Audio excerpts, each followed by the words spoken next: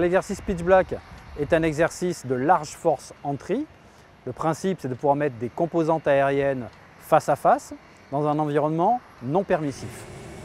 Cela se passe en Australie, sur la base de Darwin, North Territory, qui nous permet d'avoir des grands espaces, des grands volumes qu'on n'a pas en Europe. Sur la base de Darwin où nous nous trouvons, nous avons 3 rafales. Ensuite, vous avez une base, la base d'Amberley, qui est la base des ravitailleurs australiens. Sur le côte est de l'Australie, nous avons un MRTT et environ à 3 heures de route au sud, nous avons la base de Tyndall où est positionné le CASA. Tout le principe, c'est l'interopérabilité.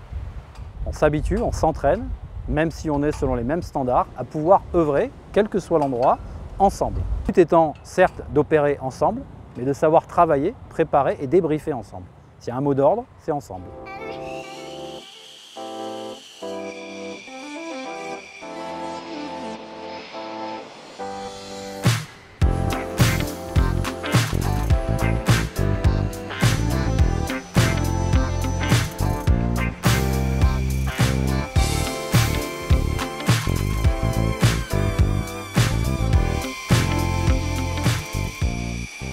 Là, pendant la première semaine, on prend nos marques pour l'exercice pitch black.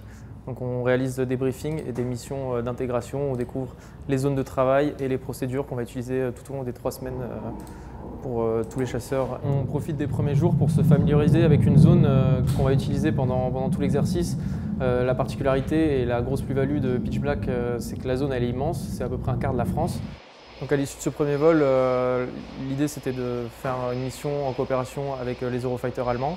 Ça nous a permis de faire un premier vol conjoint franco-allemand entre les Rafales et les Eurofighters.